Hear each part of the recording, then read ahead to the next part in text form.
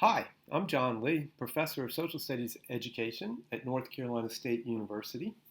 Welcome to Module 2 of our Disciplinary Literacies series. This module is focused on civic literacies. In the first module, we had a general introduction to disciplinary literacies, and now we're going to begin the process of examining specific areas within the field. And again, we begin with civics. This module on civic literacies, as I said, is the second in a 5-part series. We've examined the general concept of disciplinary literacies. Now we're digging in depth on a specific discipline, and you'll see that we have 3 more to go. After we finish looking at civics, we'll move on to economics. Then we'll think about geography and literacy, and we'll end up focusing on history and literacy. This video provides an overview of the disciplinary thinking that you'll find in civics. I'll begin with this overview of disciplinary literacies in civics and then focus specifically on how the C3 framework describes concepts and tools from the field of civics and the ways we might support students as they develop their knowledge in these areas.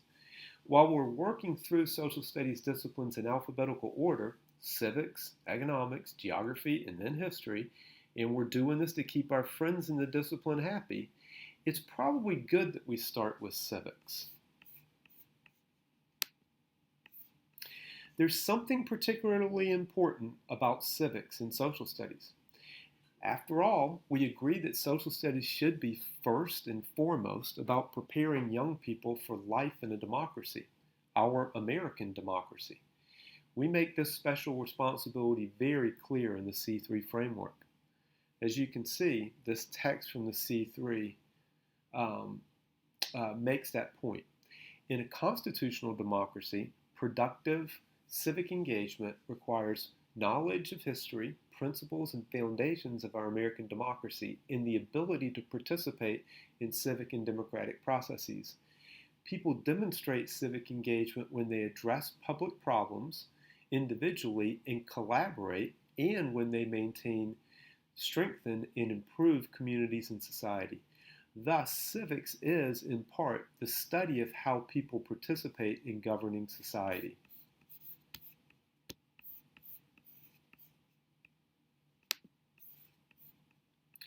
All of this requires knowledge and action, and the C3 framework lays out a series of things that students do and should learn in order to be good citizens. Civic literacies are actually addressed across the entirety of the C3 framework and the inquiry arc. The notion of inquiry, specifically inquiry that culminates in taking informed action, is ultimately a civic endeavor. We want students in these civic endeavors to ask and answer good questions. We want them to use knowledge from the disciplines while examining sources to gather evidence in support of claims, so they can make arguments in order, ultimately, to take informed action. That's the inquiry arc, but that's also civics in a nutshell. So taking informed action is a civic literacy, and perhaps the most important single literacy we teach in social studies. But of course there's more. The civic strand in Dimension 2 of the C3 framework includes 14 indicators, or statements of what students should know, those are the concepts, and be able to do, those are the tools, at various points in their school life. These concepts and tools in civics are organized in 3 areas: civic and political institutions, participations and deliberation, and processes, rules, and laws. As you can see, this chart lists specific civic literacies that are described in the C3 framework. These are the 14 indicators.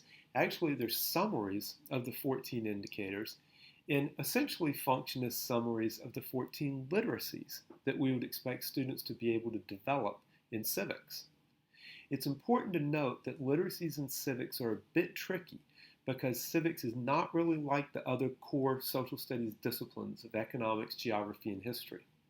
In fact, you could say that civics is not really a discipline at all. It's more like a field of study. I used that term field earlier. In school, we think about school subjects. In life, we think about ways to organize what we're doing in our life and sometimes call those fields.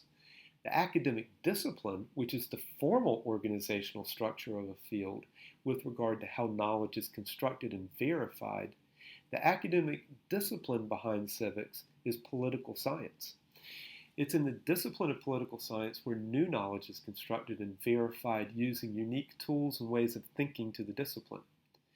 And that's really what we mean when we say disciplinary literacies, the unique ways of thinking in an academic area that results in new knowledge. Civics as an approach to learning is dispositional, interactional, and relies on consistent vocabulary and conceptual understandings.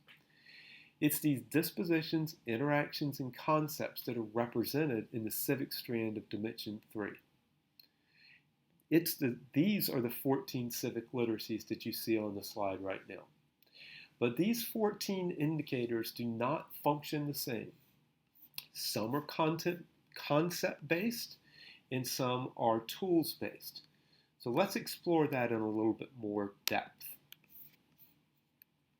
In broad terms, the dispositions, interactions, vocabulary, and concepts within the discipline are clearly addressed in all 14 indicators. Collectively, these are the civic literacies. And you see all 14 civic literacies listed again here, but this time they're arranged by the type of literacy emphasized. As you can see, most of the indicators in Dimension 2 of the civics strand are actually focused on what students should know. It's the important foundational understandings, the conceptual knowledge in the field. There are actually just 3 indicators that describe things that students should be able to do, or, as we say in the C3, the tools of the discipline. We're going to look a lot at the concepts and tools, but we're going to pay special attention to tools as we go through these next 4 modules. Because it's these tools which apply and provide opportunities for students to apply their conceptual knowledge that is illustrated in the other indicators. The 3 civic literacy tools are all in the subsection on participation and deliberation. Specifically, they are these 3 indicator pathways, Indicator 7 in civics, Indicator 9, and Indicator 10. And these 3 indicators all focus on applying civic virtues and democratic principles, as well as deliberating and perspective taking. So you can see the first one, applying civic virtues and democratic principles, is asking students to do that in the process of working with others, to apply civic virtues and democratic principles when we're engaging one another in our civic lives. The second tools-based indicators focused on deliberating and using appropriate deliberative processes in multiple settings. That could be in the classroom, it could be in a one-on-one conversation, in your home, or out in public, in a meeting, or in a gathering of folks in a formal or informal setting. The third C3 tool in civics is perspective taking. And here the idea is that students are able to analyze the impact and the appropriate role of personal interest and perspective in the application of civic virtues, democratic principles, constitutional rights, and human rights. And you can see a lot of conceptual knowledge inside this indicator. Civic virtues is a concept. Democratic principles is a concept. Constitutional rights and human rights are concepts. But the overall emphasis in this indicator is about putting into action that conceptual knowledge in the interactions with others where you take into account personal interest and perspective.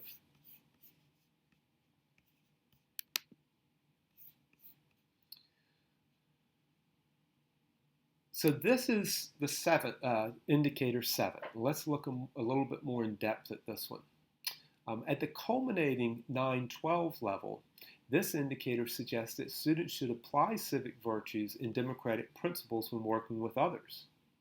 So you can see that this idea builds up from K2. At the lowest grade band, students are asked to apply civic virtues when participating in school-based settings. Then as they get older, in grades 3-5, They apply civic virtues and democratic principles um, in school settings, again. But it's not just civic virtues, it's being able to understand those democratic principles. Then at the middle school level, the idea is that civic virtues and democratic principles are applied not just in school but outside of school. The implication of this literacy is that students ought to be learning how to live and act in a civically virtuous and democratic way. Providing students with opportunities to learn about these virtues and principles and practice them in school as well as outside of school is vital to a well-rounded social studies program. Aristotle and many who have followed argued that it is the purpose of education. And importantly, that schools have a special role in instilling civic virtue for the good of government, and not the more inclusive personal virtues that would guide everyday life. In other words, it's the nature and type of virtues and principles we ought to focus on, and not to be limited in providing students opportunities to apply that in a number of contexts. But what are these civic virtues and democratic principles? The Bill of Rights Foundation offers a list. This list includes contribution, courage, humility, integrity, justice, perseverance, respect, responsibility, prudence, governance, and moderation. This is just one way of describing those civic virtues. It's incumbent upon us to come up with those ideas and then provide students opportunities to practice these civic virtues and democratic principles in a number of different settings.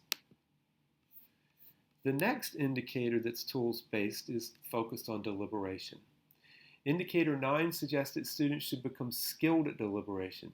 Activities that give our students an opportunity to learn more about these civic virtues and even practice them should be paired with opportunities to apply democratic principles, or ways of thinking that encourage openness, collaboration, empathy, as well as personal freedom, equality, and interdependence. Peter Levine talks about this as civic literacy, and it involves deliberation as well as cooperation and civic relationships.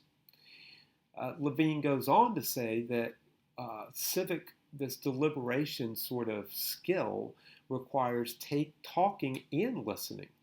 And we know that those literacies are central to English and language arts, as well as the Common Core.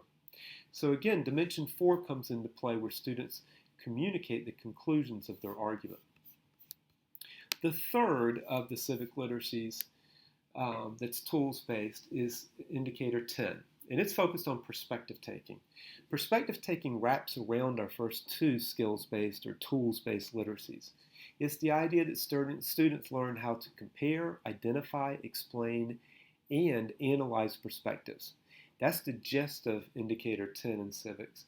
But then students put that into practice through an inquiry, as they work with sources, communicate conclusions, and take informed action.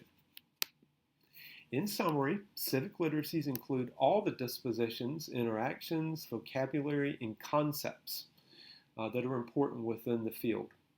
We focused on 3 specific tools-based civic literacies. They describe the things that students should do in their civic life, including applying civic virtues and democratic principles, deliberating, and perspective taking.